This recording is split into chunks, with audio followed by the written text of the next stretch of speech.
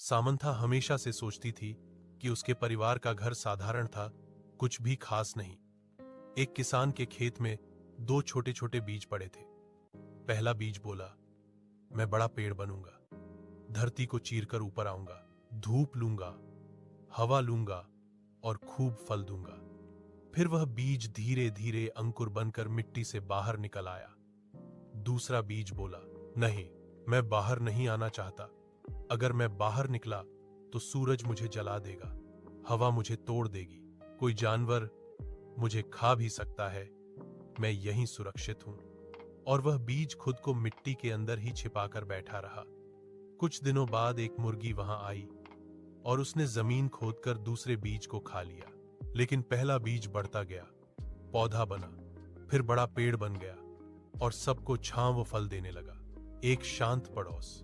यह एक आरामदायक 2 मंजिला घर था जिसमें एक सफेद पिकेट बाड़ और एक अच्छी तरह से रखा गया बगीचा था। फिर भी जब वह एक दोपहर धूल भरे अटारी में घूम रही थी तो उसकी नजर कुछ असामान्य पर पड़ी। दूर कोने में भूली हुई पेटियों के ढेर के नीचे उसने फर्श के नीचे छिपे एक संकीर्ण ट्रैपडोर पर ध्यान दिया। जिज्ञासा जागी, वह घुटने टेक कर बैठ गई और उसे खोला। नीचे स्थित छोटा सीढ़ीदार मार्ग एक धुंधले बासी सुरंग की ओर जाता था। दीवारें पत्थर से बनी थीं और एक हल्की ठंडी हवा अंदर से फुसफुसाती हुई लग रही थी।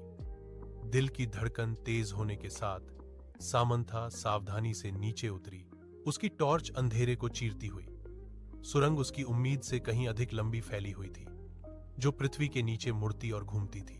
उसे यह एहसास नहीं हो रहा था कि वह अतिक्रमण कर रही है, कि कुछ उसका इंतजार कर रहा था।